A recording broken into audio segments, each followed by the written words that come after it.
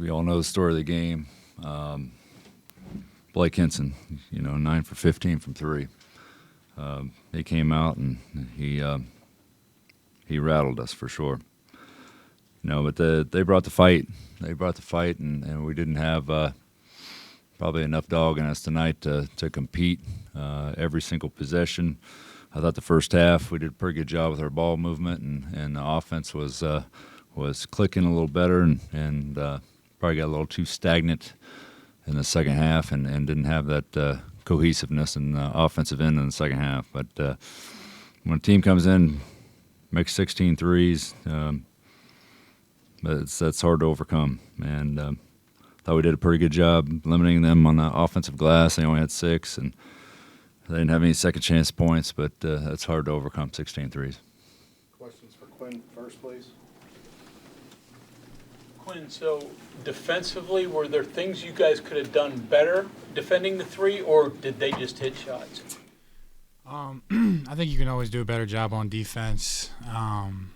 Coach Eilert said in the huddle, let's not hope they miss the shots, let's make them miss the shots. Like he said about this Henson kid, I'm not going to sit here and say we could have done something different on him. When the kid's feeling it, we just got to have him put the ball on the floor, shooting comfortably from half court. But that's his 6th, 7th 3, leading up to it.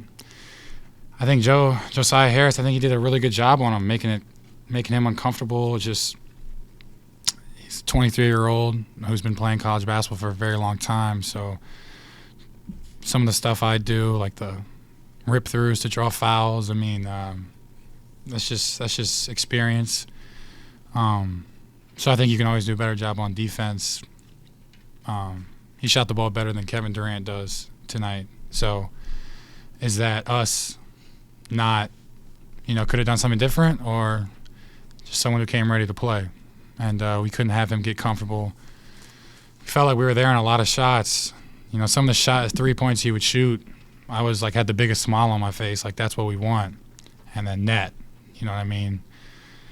9 for 15, people don't even hit that when they're wide open. But there's no default on my teammates. I felt like they played pretty hard on him.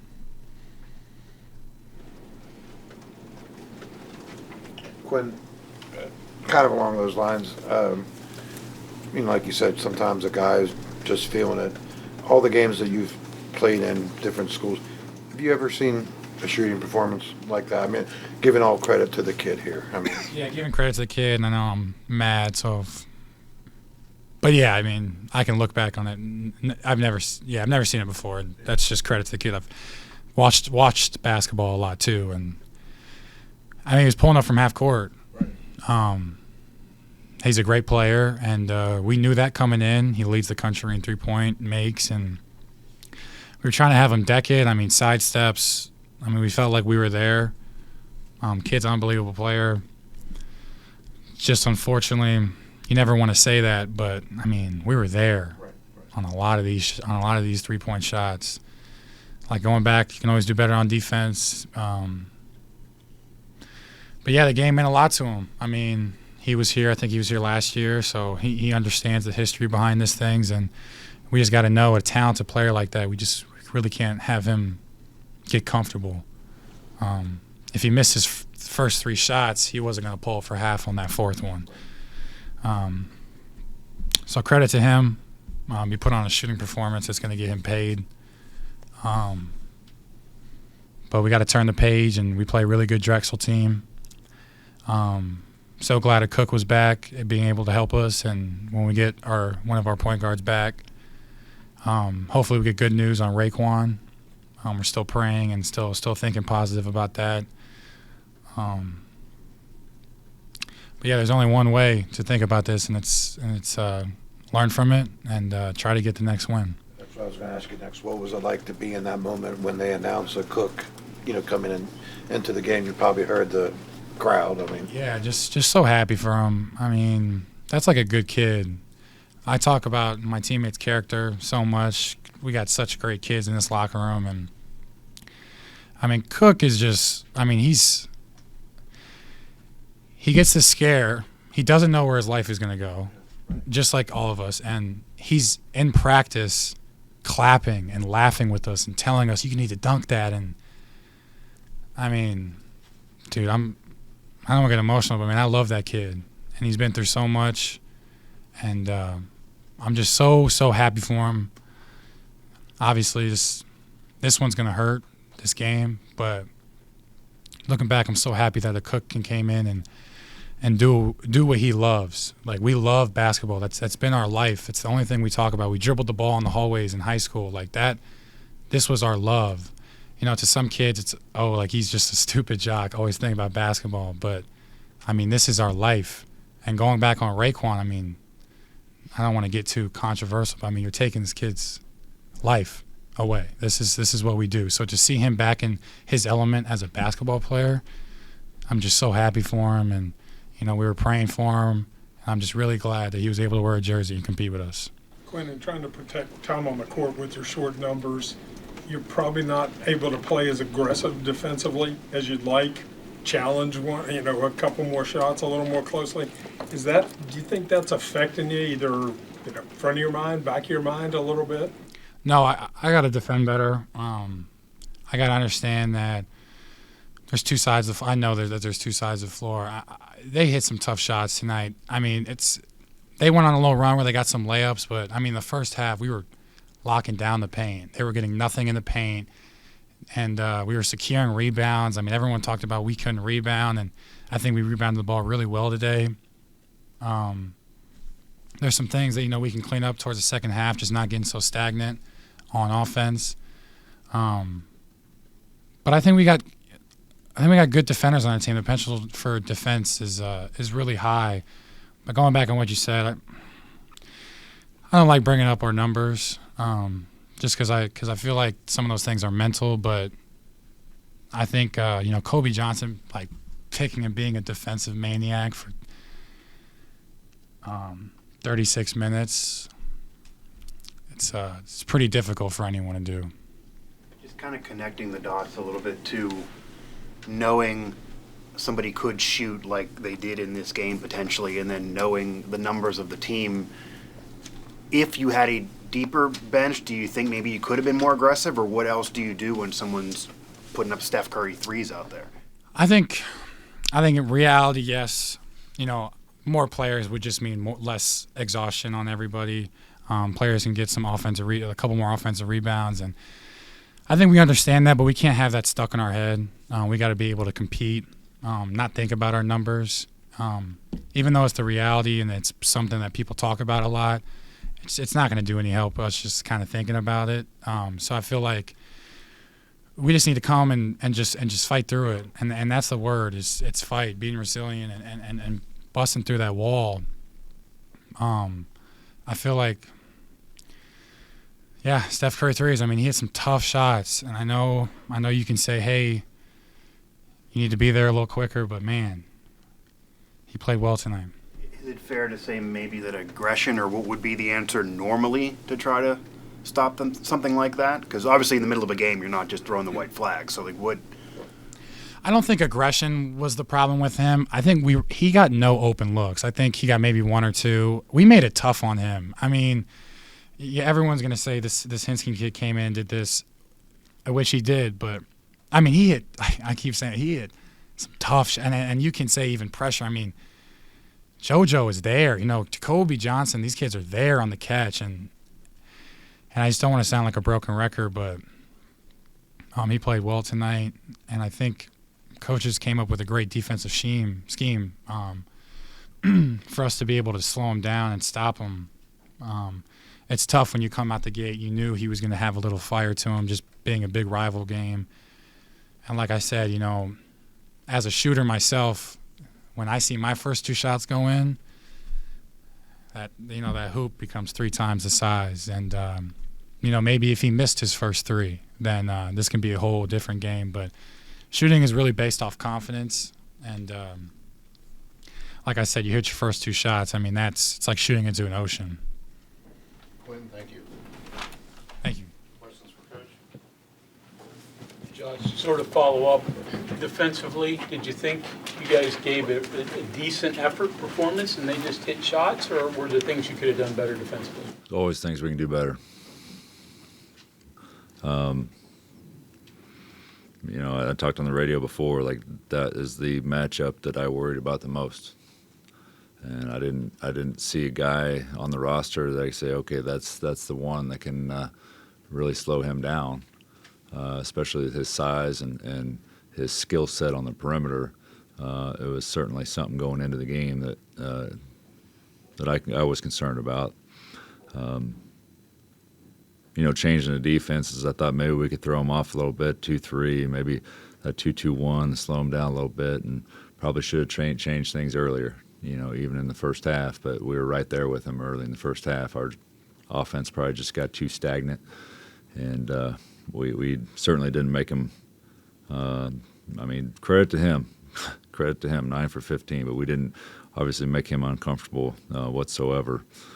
You know, we can look back at all his shots and we'll review it and take a look at what we can do better. But I told those guys in there, I need to get you guys out of there. We got to flush this. We got to flush it quick.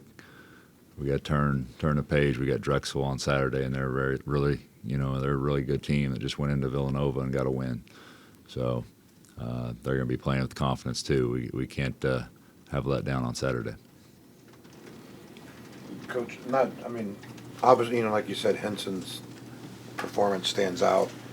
But, you know, Carrington, a couple of his threes were step back, kind of like I think one of them was on 1 foot, you know, that kind of stuff.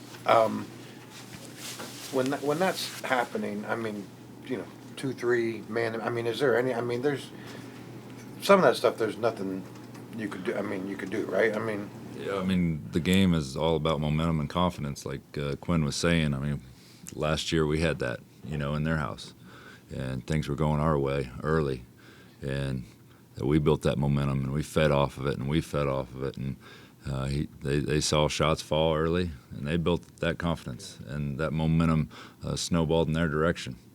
And, you know, Blake by himself hit 3 times as many threes as our entire team. You know, we were 3 for 20, and I don't know, you know, how I can fix that with our guys. You know, even, you know, I don't yell that much. Probably yelled at Seth. I was like, Seth, you got to take open shots. What are we doing? That's what you're out there to do. You get an open look, you got to take it. And JoJo, same thing in the corner.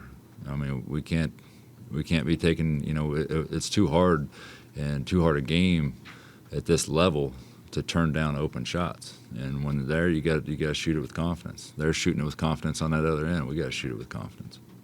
Coaches, to that end, with Seth in particular, is there anything else you feel like that could be done? Because it's been several games in a row now where the same thing's said, not taking open shots. It's kind of still an ongoing thing now midway through this. Yeah, I don't know. I'll probably stare at the ceiling tonight and figure out how I can do a better job coaching him.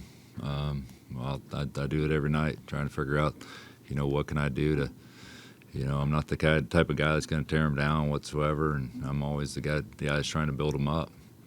And but obviously that's not resonating right now, and he's in a slump. You know, we thought we got JoJo out of the slump after that last game, and you know, he was 0 for 5, 0 for 4 from 3. So it continues to kind of linger a little bit with all these guys, and so. Are there any numbers of shots you would like these guys to take? Like you mentioned 0 for 5. Would you rather see an 0 for 8 rather than 0 for 4 or something like that? No, I mean, it's just they gotta flush misses. I mean, I think it's a confidence thing. Josh, you hinted yesterday that a cook was coming soon. Obviously, soon was today. So what'd you think of his performance? Obviously, his conditioning's not quite there yet, but what'd you think of him overall? No, he gave us a defensive spark. That's kind of his forte. He's a guy that you can do a lot more things, especially in ball screen coverage. You can switch with him.